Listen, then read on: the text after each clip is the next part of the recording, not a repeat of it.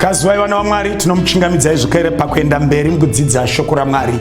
Ndichitenda kuti zvidzidzo zvese zvatiri kuita zviri kukubatsira. Uri kubva pane kumwe kutenda uchienda pane kumwe kutenda, kubva pane imwe mbiri uchienda pane imwe mbiri, kubva pane chimwe chiedza chekuziva zvokwadi uchienda pane chimwe chiedza. I can assure you, by the time yatopedza musangano uno, even ukapiwa Bible to answer any question, you can answer any question ine chekuita nekunamata nekuponeswa. Nhasi tinoda kutarisa nyaya inotiyo the return from the coffin,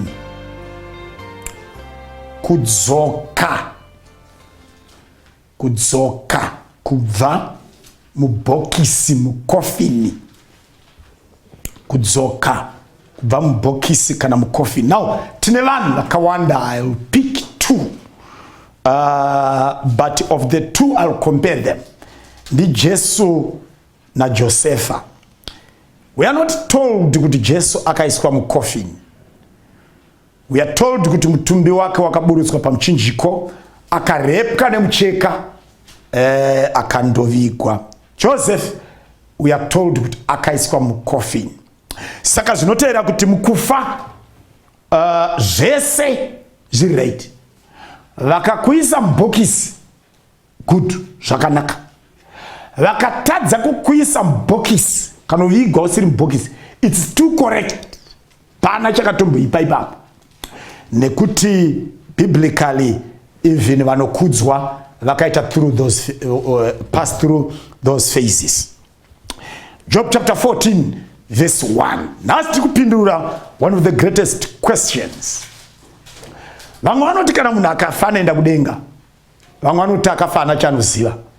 Vamwe vanotoenda kuHades, omirira zuva rekutongwa, then after that kwakuzopfuurira kuenda kudenga. Vamwe vanotaura anoenda kupurgatory depending nekuipa kwake, ombonobatsirwa ikoko, onatswa, ozoenda kudenga. Bhaibheri rinoti kudii? Job 14 verse 1. Ngativerenge ipapo. Munhu wakazvarwa nomukadzi una mazuva mashoma azere nokutambudzika, unobuda seruva ndokusvava, unotizavo somumvuri haagari. Verse 5. Mazuva ake zvaakatarwa, mwedzi yake yakaverengwa nemi, makamutarira miganho yaasingatenderwi kudarika. Mwari wakombore kuringo kweshoko.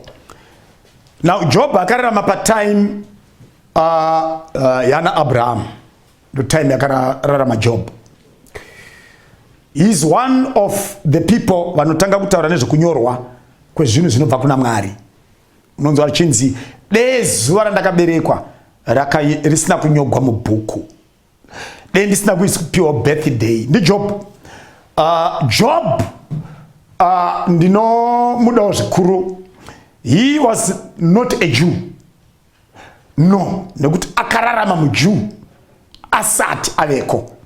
Moses achinyora bhuku raJob anorinyora ari makomo eMidian, atiza kuEgypt. Ndopa anonyora bhuku raJob as a revelation from God. Ndopa akanyora this book. But zvetinodzidza mubhuku iri, very interesting. Very interesting. I need to say something. Who was Job? Bible rinoti chapter 1 ya Job verse 1. Zvino kwaya nemunhu ainzi Job panyika yeUzi. Ukaverenga pazasi verse 3 na 4 na 5. Inoti munhu aiva munhu mukuru kuvanakomana vamabvazuva. Who are the children from the east? Go back kubhuku raGenesis chapter 25. Rinokutaurira kuti Abrahama ave navana vake vatatu of different mothers. Ishmael mwana waHagar, Isaac mwana waSarah, na Midian mwana waKetura. Then nevanikina vavo as it were. But I want to talk about Ishmael, Midian, and Isaac. The world seems to have painted vanava sevanhu vakasiyana who should be enemies. Chitema chinokonzeresa vana vaAbrahama, whom God said pa chapter 12 verse 1 ya Genesis, simuka panyika yamadzibaba uende kunyika yandichakupa, unogara ikoko ndichakukomborera vana vako, uchava chikomborero pasi rese. Saka nari Abrahama akanzi ndichakuropafadza, it means navana vake they were going to be blessed. So you need to know kuti vese Isaac was blessed, Ishmael was blessed, Midian was blessed, and I'll prove a point just in 3 minutes. Are you aware kuti afa Abrahama akazofa ati vana vaketura nevahaga Ishmael na Midian vaende kunogara ku east, ndosaka vachinzi vana vokumbabva zuva. Vari ikoko havana kunorasa Mwari, vakaramba vachinamata Mwari. That's how we get varume vakaita sana Job, semuzukuru wa Abraham, mwana wa Abraham. You need to know kuti Isaac akaramba ari in the land of Canaan. Maive nemakwaya asingaverengeki nembudzi nemakamera nemahesera namabhiza navasevenzi, zvekuti space yekufudzira yekuchengetera yanga isipo. You need also to know kuti the first recorded biblically great merchants and business people, vana va Ishmael na Midian, vakaonekwa rimwe zuva vaine mangamera avo vachienda Igipiti kunotengesa maspices, the balm of Gilead. You remember that. You also need to know kuti pavakasangana nevana va Jacob and Joseph was there. You need to know kuti iko pakaita kunetsana kwema brothers vachida kuuraya munin'ina and so on, and the story says finally they agreed mukomiti yavo kuti let's sell him kuma Ishmaelites nema Midianites. In reality they were selling their brother to his cousin brothers, tengesa, because ma Ishmaelites nema Midianites ma cousin brothers are Jacob. You need to know that. Saka ndiani akatora Josefa akaenda na Igipita ihama dzake, ndiani akasponsor prime minister wa Josefa ma cousin brothers ake, the Ishmaelites and the Midianites. You also need to know kutiko vamsiya ikoko, they thought that's the end, they didn't have anything to do with him, but in the divine big picture, in the divine plan, God allowed the rich brothers to assist the poor brother, so that the poor brother anozaita prime minister and finally be able to keep the brothers who are hungry at home. That must be known. Not only that, remember Moses Tiza munyika Egypt akanochengetwa ku Midian, aichengetwa ku Midian na Jethro the Midianite priest. Who was Jethro to Moses? He was cousin brother. Akanochengetwa kwa hama yake, ndoko akanochengetwa ikoko. Let it be known also that things did not go well there. Pakaita hondo dzakasiyana until Balaam, that prophet, akabhadhagwa mari yekukesa maIsraelites, and God changed the plan of Balaam. Paakachinja the plan of Balaam, and he blessed the children of Israel. But who was Balaam? Balaam akanga a prophet from Midian. Who are the Midianites? The children of Keturah, the children of Abraham. So in reality, God is saying to Balaam, you cannot curse your brothers. They are your brothers. I can move on and tell you about well, let me leave the rest. And come Jesus there in Bethlehem by the manger, and someone came manger, Joseph and Mary put it momo, and there is Christ Who were the first people kusvika pamenja? The first people kusvika pamenja were the wise men from the east. Who were the wise men from the east? These are Ishmaelites and the Midianites. The wise men from the east. They'd gold, they'd myrrh, they'd incense. The most expensive substances by the time gold and diamond and incense and myrrh, they were rich. That's why just to worship Christ. I also want you to know, therefore, who sponsored kurerwa kwa Jesu, akasponsor kurerwa kwa Jesu, my children are Ishmael na Midian, who were his cousin brothers. Ndo akapa mari Josefa na Mary yokutenga manapke nematauro nemachira nechikafu chekuchengeta mwana Jesu. Saka people have painted these to be different people, and yet they are not. They are one. God blessed Abraham. He blessed all of them. Now come to Job. Job ndiye ane ma difficult chapters to deal with in life. Job exposes the great controversy. Satan anorwa nesu unaiona mu life ya Job. Job exposes kuti controversy iri embedded mu hama dzekwedu neshamari dzekwedu, because shamari dzakajimuseka dzikamutereurura nemukadzi wake akamuvenga akatisiyana nazvo zvekunamata Mwari and all these things. Bhuku raJob rinoita expose the great controversy. Bhuku raJob rine also by that time vakanga vane hope yekuya kwa Messiah. That's why Job achitiye ndinoziva kuti mudzikinuri wangu mupenyu, nyangwe ndaora, nyangwe maziso ndisina, nyangwe nda useless, ndakwana mukati mecoffin, bandoziva kuti rimwe ramazuva ndichamuona ndiine nyama yangu namaziso angu.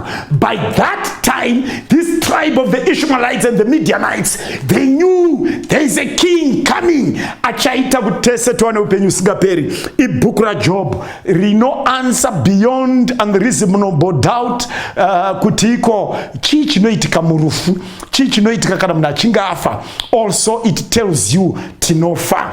Saka ndo saka ari kutaura panapa, munhu akaberekwa nemukadzi ane mazuva mashoma azere nekutambudzika, anobuda seruva odai makamutarira migano yasingatenderwi kudarika. Job chapter 17 verse 11, maybe tangai maverenga Job chapter 7 verse 6. 7 verse 6 inoti kudii? Verse 6. Ongu mazuva angu anokunda chirukiso chomuruki pakukurumidza, anopera ndisine tariro. Job chapter 9 verse 25. Chapter 9 verse 25. Zvino mazuva angu anokurumidza kupfuura mumhanyi, anotiza asina kuona zvakanaka. Now Job chapter 17 verse 11. Mazuva angu apfuura zvandaivavarira zvakona, iyo mifungo yomoyo wangu. Mwarakomborekoneko kweshoko. Panapa Bhaibheri rikuti iro mazuva angu anomhanya kudarika chirukiso chomuruki wamaJuzi. Now tinoziva mishini vana PASAP mai vaine order yekusupplya maJuzi, vakagara pamushina uchiruka maJuzi. Job anoti mazuva angu inini anomhanya kudarika chirukiso chomuruki wamaJuzi. Oti zvekare mazuva angu anomhanya kudarika mumanyi. Ari kunzi mumanyi, the other word there is messenger, the other word there is munhu weamunoti mutumwa, tsamba. Today let's talk of tsamba. Takakura isisu, you know the mode of communication. Aina kutanga kunyorwa tsamba, no, kwaitumwa munhu enda kwasekuru. Unoti whether kunomhanyiwa netsoka kunokwirwa bhazi, kwaitumwa munhu, kwakusina tsamba. Saka tabva pa foot age takauya pa letter age, ndo pakatanga kunyorwa tsamba. Tabva pa tsamba age we came kuma telegraph. Mucharangarira muchinotora mari ne telegram. Takauya pa ma telegraph, yaikurumidza kusvika, mari ikaiswa nhasi mangwana anofanira yaita sei, yasvika, we don't know what would happen there. Kuti mari yanga iri wange yasvika kwaMutare, we don't know how it happened. No, vaingorayira kwaMutare kuti torai mari muindise pahouse number yakati, so that yaibva yamhanya. Tabva ipapo takasvika pamafoni, pamafoni ngiri mototaura ngiri mopedza. Tabva ipapo tisu takasvika now tapa.com, it's just a button and the picture yemunhu yobva yasvika. Job oti mazuva angu inini anomhanya kudarika mumhanyi. Ndati akararama patime yana Abrahama. Remember, madzisekuru Abrahama vakararama over 300, 400, 500 years. Madzisekuru ma 700, 900 years. So kana Job achiti mazuva angu omhanya ari kuona asasvitsi 100, 70 years yakatangwa naMoses haachasviki. Ari kuona vanhu vari kufight 30. I'm talking today vanhu vachifight 9 years. Job oti mazuva angu anomhanya, therefore iwewe neni tiri nhengo dzerufu. By the way, rufu haruchamiriri. Age is no longer a determinant patime yekufa. Any time you die. Ndosaka chapter 17 verse 11 yati mazuva angu amhanya zvandaivavarira zvakona, iyo mifungo yemwoyo wangu. Job ari kuti mazuva angu arume amhanya zvandaironga zvakona, iyo mifungo yemwoyo wangu. You know what? Hakuna munhu asingarongi. Kana inda ichironga, dete richironga, svosve richironga, unorinzwa rikanzwa munhu wechikafu even chiri 50 meters away, svosve travels kunotsvaka chikafu ichocho kusvika rachitora raenda nacho kumwena pachuru. Kana svosve richironga, hakuna asingarongi. Munhu wese anoronga. Musiyana ndokuziva kuti kana waronga unoregister nekambani inochengeta mazuva, inochengeta nhamba yemazuva. Ukasaregister kukambani iyoyo, Job iye chapter 21 anoti iye mumwe anofa ine simba rake rose, akafara chose, aido rugare, wedza dzomukaka dzakazara dzichivhinza. Ndosaka tichiti vana gonzo mini garai mumhango chemudzimu chikuwaniremo, because zuva rokufa hauzivi kuti ndiani. Bhaibheri rinoti iro riri kutaura panapa, mazuva angu amhanya. Hakuna kwenyu inini kudzinza rekwenyu, hakuna chairman werufu, hakuna secretary werufu anonyora itinerary yekufa. Kwakafa madhuwe last week, because zvino dhuwe yacho ndiyo inofanira kufa, then tozoti mbuya yedhuwe, tozoti muzukuru wedhuwe. Hakuna chairman werufu, hakuna kampani inochengeta mazuva. Job ari kutiudza panapa, makamutarira migano yasingatenderwi kudarika. Unozviziva here kuti pauri apa une vaprofita vatatu vanokuzivisa kuti uri kufa? 3. And I will tell you the 3. I'm very generous. I can tell you those prophets, they will tell you they are not in the Bible. In case you don't have the Bible, they are with you. The first prophet iganda rako iro rinokutaurira kuti unofa. Hauiti nharo, nogona kuzora African girl, American girl, Australian girl, type yemafuta and the dio and whatever. Ganda richaonyana chete rinokutaurira ndiri kuenda kwamupfiganebwe. Haungaiti nharo. Whether uchida usingadi uchafa. Nyangwe ukafamba wakafuka muviri nenguo dzinogadzira muviri. Kuna vamwe vane miviri yakashata by nature, kwozoita inogadzirwa nenguo yekuti akapfeka nguo unofunga ndo kanakiro kakaita mukati nyambera kwete. Ukafamba vanhu vakati kutoilet hauende, uri nhengo yorufu. Profita number 2 aunofanira kuziva kuti unaye inhunzi. Pese pauri nhunzi dziripo, ende basa renhunzi kuisa honye. Ikaramba yakamhara ukasamwiza ruoko unoona dzakuerera, because ine ichifunga kuti waora. Saka muprofita wauinaye anokuzivisa kuti uchafa. Profita number 3 itoilet, chimbuzi. Ichochecho muprofita mukuru werufu, because unoenda kutoilet kundorasha zvaora zviri mauri. because your body is not compatible with corruptible things. Saka zvofana kunorashwa rasha. Yeah. As you go uri kunoregister kuti mandiri mune zvaora, kana mauri muine zvaora muviri wacho uchaora. By the way, ukasaenda ku toilet wafa. Saka every day you need to register the reality of your death. Usingadi uchida. That is what it is. Hazvina basa kukura kana kudokoka. You know what? You can have money. Moviri wako may not know dumbu ura maguru neningirikiri hazvizivi kuti wane mari. Hazvizivi. Zvinoita basa razvakapiwa naMwari, zviri loyal kuna Mwari kwete kumari yako. Dede zvairespekta mari, ungade usaendi kutoilet because mari unayo. Wade wakurarama zvisina toilet. But rather to show that the more the money, the more toilet yayo wakatoivaka mumba. Kusaite kure, paite pedyo. That is what it is. Uri nhengo yerufu. Mazuva angu amanya, zvandairangarira, zvandaivavarira zvakona, iyo mifungo yemoyo wangu. Kune vanhu vanorarama upenyu sekunge they are already in eternity. Rarama semuna anoziva ndichafa. Whatever you do, do it today, not tomorrow, because mangwana ibenzi. Hauziwa unorigadzira rine varidzi varo. Kana akati harivedzi ida kuedzi, kunogona kuedzera vamwe unenge wakwamupfiga nebwe. Zvinokosha kurarama upenyu hunoratidza kuti ndiri nhengo yorufu. Ida hama munhu waMwari, ida hama chengeta mhuri. Upenyu mhandara hautambwi kairi. Ndaimbo mhandara zvino umhandara hwangu hwakazobva ndakuda kudzokera kuno utanga. Hazviite. Kana waenda ndozviri upenyu. Either you do good today or never. Saka ndiri kutsanangura kuti iwe neni tiri nhengo yekufa. Hazvina basa kupi usaite pressure.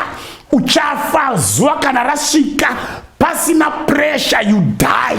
Indo chokwadi chisina kana nharo. Muparidzi chapter 6 verse 3 toerengere ipapo. Muparidzi chapter 6 verse 3 toerengere ipapo.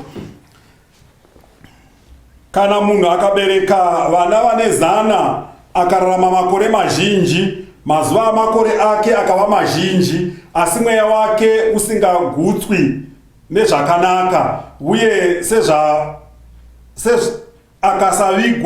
akasavigwa zvakanaka, ndinoti mwana wakaberekwa nguva isati yasvika unopfuura iye. Kerai pasi. Toda kutenda zvikuru. Kana munhu akava namazuva mazhinji, kararama makore akawanda, akava nevana vazhinji nevakwasha nevaroora nevazukuru, asi akasavigwa zvakanaka, ndinoti mwana akaberekwa riri gava mwedzi, iye ari nani kudarika uyu munhu uyu wamaviga zvisina kunaka. Mamuzvidza to the latest, to the last. I don't know what English you use there. Bible riri kuti kudii? Prepare kuvigwa zvakanaka. Prepare kuvigwa zvakanaka. Prepare kwete kuitwa chimwe chinhu chisiricho. Prepare kuti kana vanhu vachichema parufu vacheme zvedi kuti tarasikirwa.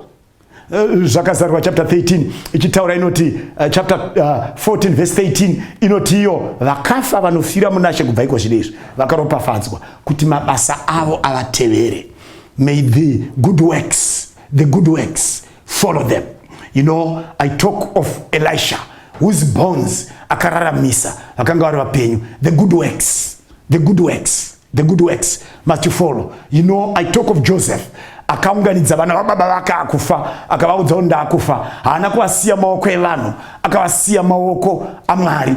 The good works. You know, I talk of Jesu akuvigwa, chechi yaivepo, hama dzaivepo, vapfumi vaivepo, varombo vaivepo. The good works. dzinofanira kusangana, dzitaurwe, dzionekwe. Kana uchinge wafa, can you be followed? Vanhu vati takarasikirwa nababa, takarasikirwa namufundisi, takarasikirwa nemutungamiri wechechi, nagosa naerida, vaita zvakati vari vapenyu. Can your good works follow them? Ndo zviri kutaurwa panapa, zvikanzi kana munhu akava munhu mukuru mudzinza asi akasavigwa zvakanaka, mazvidza upenyu hwakararama kurwenzanisa negore negaramwedzi, mwana akaberekwa nguva isati yakwana.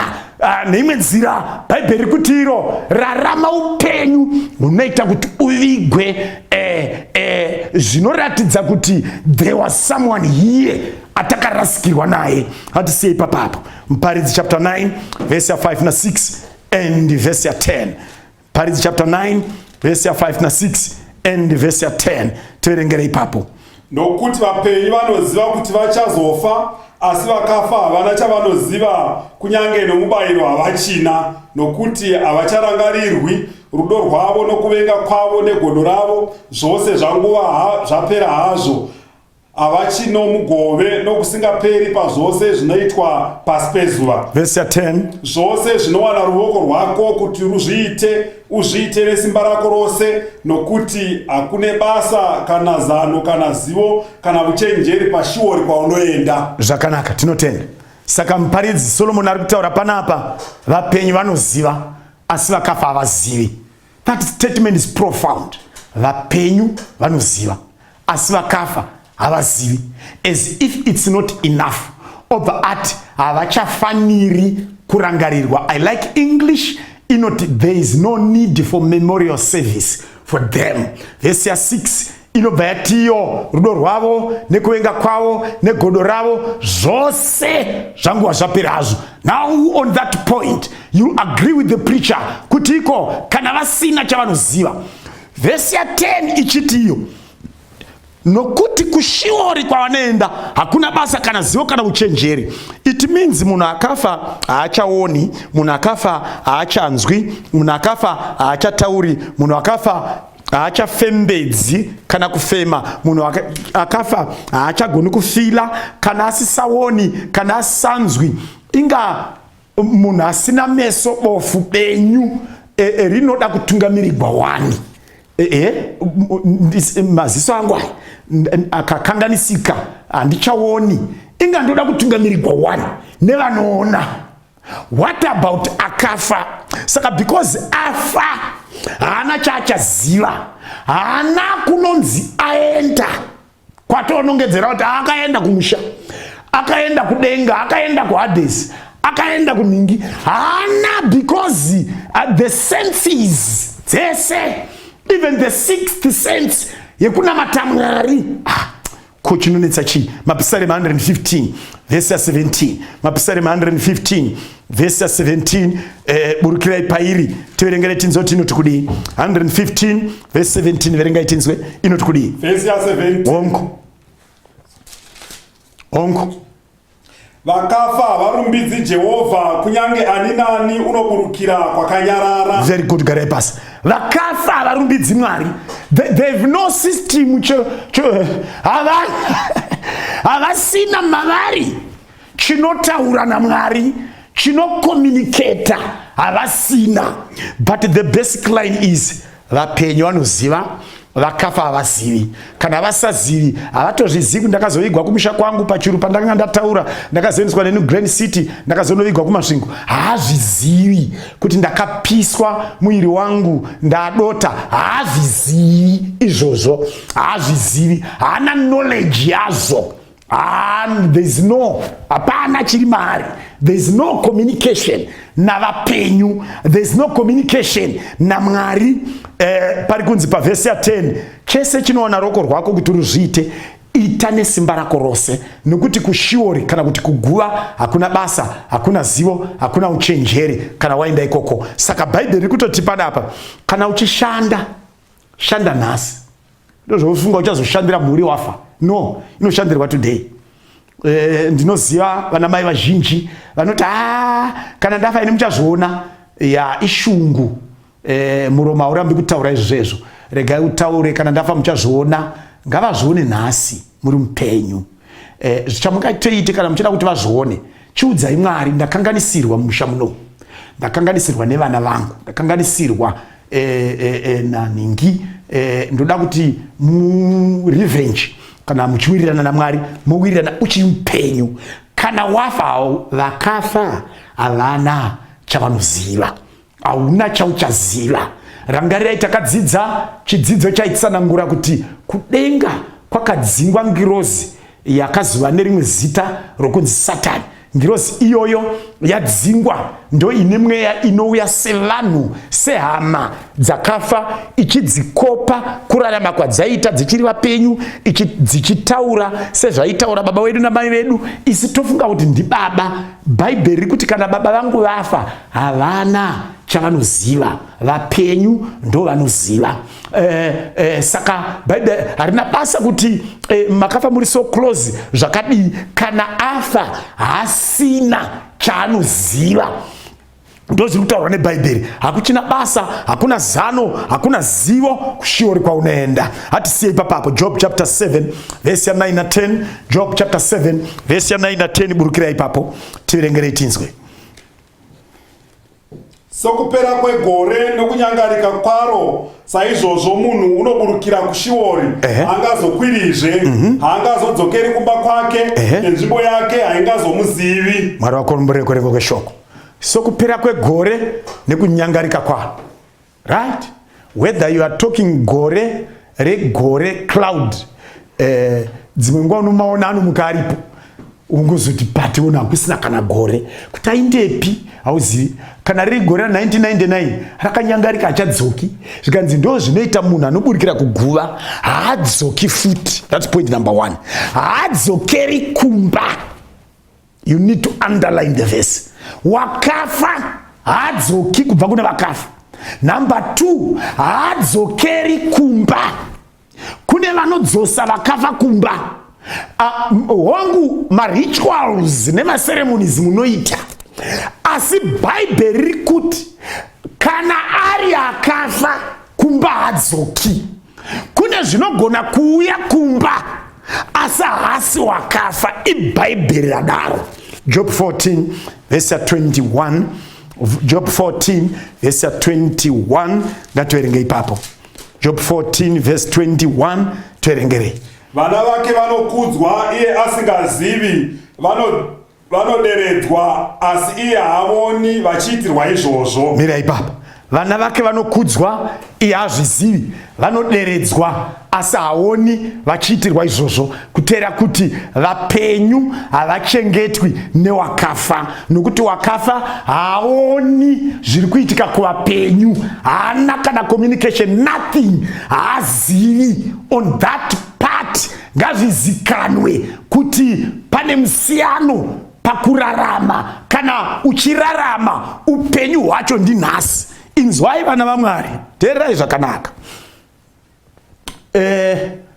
Chese chinowana ruoko rwako kuti ruzviite ita nesimba rako rose. Today is the day to do what you can do. Shanda nesimba pakamba nepauri mumuri mauri, wherever you are. Do your best today. Mwari haapi second chance. Let it be known. Kana uri munhu unofanira kuratidza a life of love, of care and concern for other people. Ngazvizikamwe izvi zvezvo. Let it be known. Zvinofanira kugara zviri clear to your life kuti ndiri kuraramira to show love and to do a service of love to those around me, to care for their life, to be concerned about their life. And I will add the fourth one, to be concerned about their salvation. Zvese izvezvezvo zviri embedded in you. Nekuti there is no second chance. Why Ezekiel achizotaura kuti ndichatsvaka ropa remutadzi pauri? It's because zvakaiswa mauri kuti uparidzire mutadzi atendeuke aponeswe. Kune vanhu vanorarama upenyu hwamangwana kuti ndichazokutengera hembe. No, ngadzitengwe nhasi. Ngadzitengwe nhasi hembe. Because mangwana ibenzi harisi rako. Muroora ndatiitira vamwene nhasi mukwasha. Chengeta vambuya today. Nekuti ndo day racho. Today. Kwete mangwana. Do it today. Unoziva kuti kuna vamwe vanhu vari kurarama upenyu hunotyisa. Kuna vamwe varume vanorarama upenyu hunotyisa. Nana mai vanorarama upenyu hunotyisa. Unoona murume ane vana 5. obviously kana ine vana 5 by law of birth 2 years mwana gore kubereka kuzvara kurumura kuzvara kuburumura kubereka kuzvara and so on. It means vato 10 years vari marriage vanhu ava at least 10 years varimo, but murume uyu anenge asina kana chaakabvisa kwaambuya, hana nothing, ane vana 5. Just to give another 5-6 years atoni mkwasha because mwana sikana anenge akutororwa, hana chaakabvisa. Nomukira achigezwa dishi akapfugamirwa nemwana, mamukasei baba gezai mai vabika, asina chaakabvisa. Munotyisa varume, munotyisa. Chese chinowana roko rwako kuti ruzviite, do it today. Regera mbuya vako vadye pfuma yavo, vatezera vako ngavadye pfuma yako today. Iwe uchiri upenyu, ivo vachiri vapenyu. Unoziva kuti kuna vamwe varora vari kugara nemurume kunge akadonha sehowa, hana kuzvarwa, hana vabereka, hana anongo munhu akaberekwa, hana iyeye uyu. Saka mari yese inoshandwa mumusha imomo ndeyake mukadzi uyu nevabereki vomukadzi wake nehama dzake, zvekuti kana vachidya vanodya sehama dzemudzimai. Mai vake mukomana uyu havana kana patapata, ndo vari kuchengeta mombe dzako 3 dzakasara seri kwokufa kwamai, ndo vari kuchengeta mai vavavo. Kuchinaya zvakuri kuita izvi, vachidzingirana naye makumano makura nomuminzwa kom, vachidzora to make sure mombe yemwana yachengeteka, vachidya mufushwa. Mombe iyoyo ichazodyiwazve parufu rwamai ava, ivo vasina chavakadya. Inzwa munhu waMwari, teerera munhu waMwari, chese chinowana roko rwako kuti ruzviite, you do it today. Chengeta hama unoraramira, kuraramisa upenyu hwavamwe, uchiziva kuti kana wafa hauchashandi, nekuti vakafa havana chavanoziva, vacharamba vasina chavanoziva kusvika rini. Job chapter 14 muri kuverenga verse ya 12. Verse ya 12, vacharamba vakarara, vacharamba vakafa vasina chavanoziva kusvika rini. Tiverengere tinzwa. Saizvozvo munhu unovata pasi akasamukazve, havazomukizve kusvikira denga rapera, havangamutswi pahope dzavo. Mwari wakombore nkoreko shongo zvikanzi vachavata pasi havamuki, hanzi havamuki kusvika denga kusina, havamutswi pahope. Pane 2 statements dziri critical. Number 1, ivo vacha havamuki, hakuna anogona kuzvimutsa. Number 2, havamutswi, hakuna panyika panapa anogona kumutsa vakafa, not even one. Rusando rwaMwari ndo achazovamutsa pazuva rekupedzisira. John chapter 6, John chapter 6 verse ndeya 40. John chapter 6 verse ndeya 40 inoti kudii? John chapter 6 verse ndeya 40. Verengai munhu waMwari. Verse ya 40. Yes. Nokuti kuda kwa Baba vangu ndiko kuti mumwe nomumwe unotarira mwanakomana nokutenda kwaari ave noupenyu husingaperi, neni ndichamumutsa nezuva rekupedzisira. Mwari wakomborere kurenga kweshoko. Zvikanzi moenda pana vaKorinde, zvikanzi kuda kwaMwari ndekuku. Vanhu vese vari pano panyika, tarirai kuna Jesu, tendai kuna Mwari, sarendai upenyu kuna Kristu, ndo kuda kwaMwari. Zvikanzi kana maita izvi munowana upenyu usingaperi. Kana maona upenyu usingaperi, mukafa munomutswa, kwete zuva ramafa, kwete mangwana acho, aiwa munomutswa nezuva rekupedzisira. Ndo zuva muchaburitswa mukofini. That will be the return from the coffin. Ndo zvekutaurwa neshoko raMwari pana, munomutswa nezuva rekupedzisira. Rega nditaure nemi vana vaMwari nditi Jesu ndiye ari kutaura panapa. Vanomutswa kwete nevanhu, asi ndichavamutsa nezuva rekupedzisira, kwete 2021 nezuva rekupedzisira. Saka from 2021 tichidzokera ku00 years, hakuna atamutswa kusvika Jesu amutsa tose, amutsa vose. That will be the return from our coffins. Mwari ngakomborere kurengwa kwevhangeri. Ndoda kuti uzive kuti Mwari asati apedza newe. Ndoda kuti uzive kuti nyaya yamai vako haisati yarova. Karwadzirwo kawakaitwa, wafirwa namai vako, kachemero kawakaita, wasiiwa nababa vakafa muCovid, not by desire but by default, because this world is bad, is cruel. Ndoda kuti uzive kuti kuna Mwari nyaya chaisati yapera. Karasikirwa kwawakaitwa nemwana wako iye oga wakanga wawana after 10 years nombva afa. Karwadzirwa kwawakaita, I want you to know kuti Mwari haasati apaka nyaya yacho. No, ichiri patafura, ichiri kutambwa, yakamirira zuva rekupedzisira. Ndangada kuti uzive kuti murume wako yakamirira pazuva rekupedzisira. Harisi desire raMwari kukusiya wachirikadzi. It's not God's desire. Ndoda kuti uzive kuti nyaya yacho ichiri patafura. It's still on the agenda.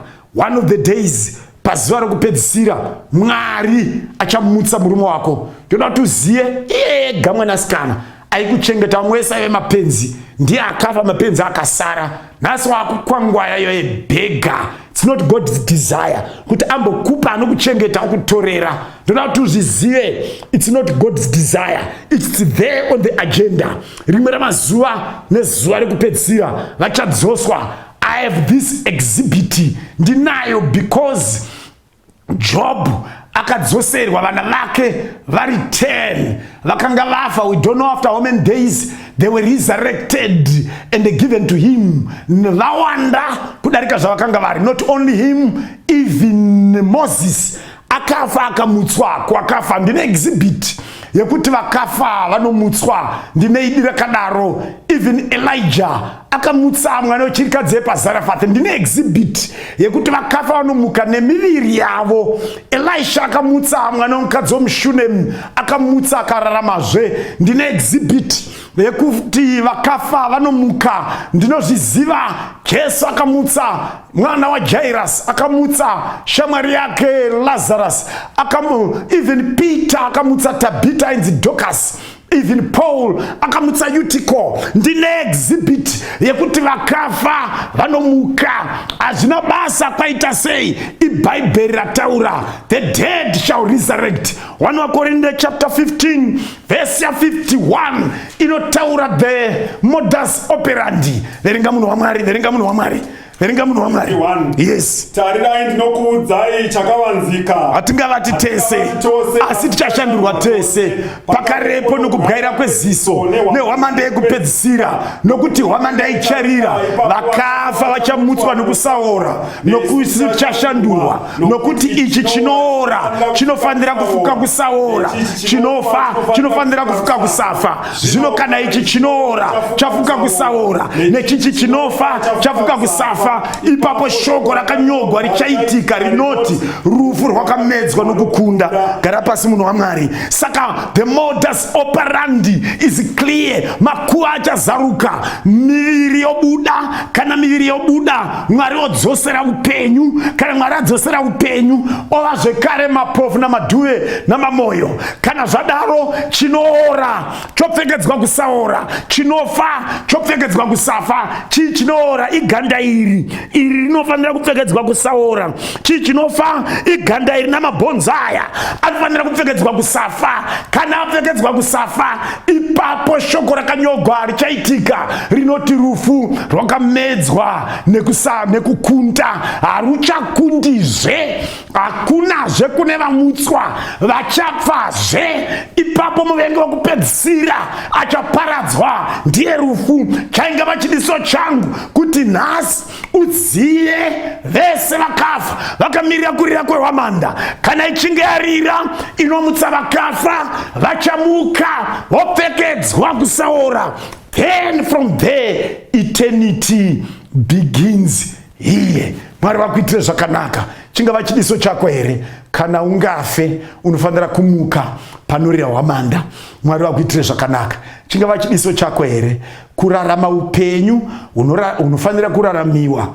Upenyu hunoraramiwa tichiri vapenyu, kwete tafa. Kana chiri chidiso chako, dzora uso wako taakunamata. Baba vari kudenga muzita raJesu, toda kumutendai nekuti tiri nhengo dzorufu.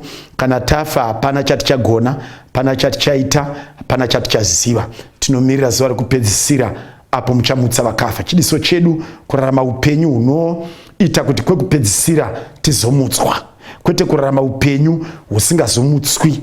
Chitibatsirai kurarama paupenyu uhu, upenyu hwaKristu matiri. Tinoda kutenda nekugamuchira shoko kuti vakafa havana chavanoziva.